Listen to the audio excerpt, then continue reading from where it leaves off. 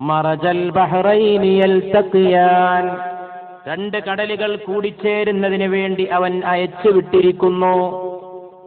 ബൈനഹുമാ ബർസഖുൽ ലാ യബ്ഗിയാൻ, ആ രണ്ട് കടലുകൾക്കിടയിൽ ഒരു നിരോധ പടലമുണ്ട്. ഫബിഅയ്യി ആലാഇ റബ്ബികുമാ തുകസ്സിബാൻ, മനുഷ്യവർഗമേ ജിന്നുവർഗമേ, നിങ്ങളുടെ റബ്ബിന്റെ ഏതേത് അനുഗ്രഹങ്ങളെയാണ് നിങ്ങൾ തള്ളിക്കളയുന്നത്? കടലിലെ ഇരുട്ടിനെ കുറിച്ച് പരിശോധിക്കാം. പരിശുദ്ധ ഖുർആൻ പറയുന്നു, കടലിൽ ഇരുട്ടാണ്.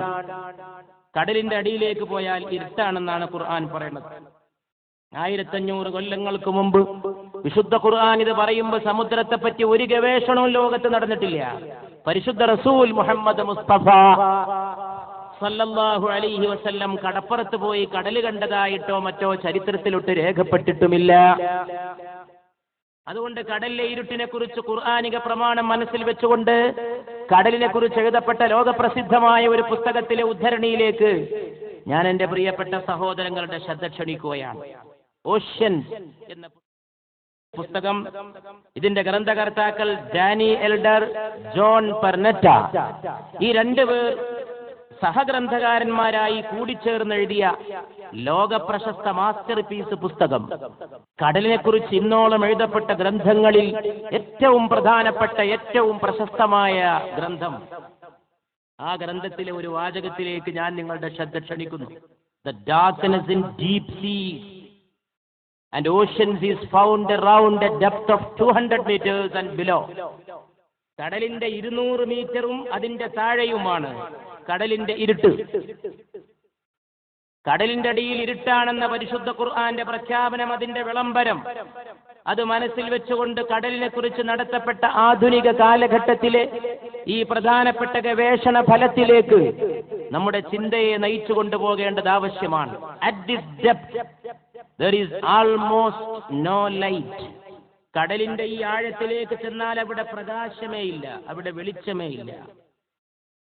Below a depth of 100 meters there is no light at all.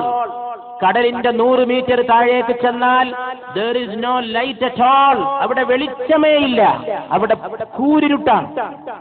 എന്താണ് ഇപ്പൊ അല്പസമയം മുമ്പ് നാം കേട്ട പരിശുദ്ധ ഖുർആന്റെ സൂക്തം? കടലിലെ ഇരുട്ട് പോലെ, ഔ കളുലുമാത്തിൻ ഫീ ബഹറിൻ, കടലിലെ ഇരുട്ട് പോലെ. ഈ കടലിൽ തന്നെ സർവശക്തൻ ഉപ്പ് വെച്ചു. എന്തിന്? പെട്ടെന്ന് അതിൽ മൃതദേഹങ്ങൾ അഴുകിപ്പോകാൻ, മാലിന്യം സംഭവിക്കാതിരിക്കാൻ, മലിനീകരണമില്ലാതിരിക്കാൻ. കോടാനുകോടി ജീവജാലങ്ങളുള്ള ഇടമാണ് കടൽ. തിമിംഗലം മുതൽ പവിഴപ്പുറ്റിൽ വന്ന് രാപ്പാർക്കുന്ന എത്രയെത്രയോ ജീവികൾ വരെ. ഈ ജീവികളെല്ലാം കൂടി ചത്തൊടുങ്ങിയാൽ കടലിലെ വെള്ളം എത്ര പെട്ടെന്ന് മലിനീകരിക്കപ്പെടും. അതുകൊണ്ട് കടലിലെ വെള്ളത്തെ മലിനീകരണത്തിൽ നിന്ന് ശുദ്ധമാക്കി നിർത്താൻ വെള്ളത്തിൽ നിന്ന് എല്ലാം സൃഷ്ടിച്ച തമ്പുരാൻ കടലിലെ വെള്ളത്തെ ഉപ്പുവെള്ളമാക്കി. അങ്ങനെ മലിനീകരണത്തിൽ നിന്ന് ദൈവം തമ്പുരാൻ സർവശക്തനായ റബ്ബ് കാത്തു സൂക്ഷിച്ചു പോന്ന കടൽ ജലവും മനുഷ്യൻ മലിനമാക്കാൻ തുടങ്ങി എന്നുള്ളതാണ് ഈ കാലഘട്ടത്തിലെ ഏറ്റവും വേദനാജനകമായ മറ്റൊരു യാഥാർത്ഥ്യം.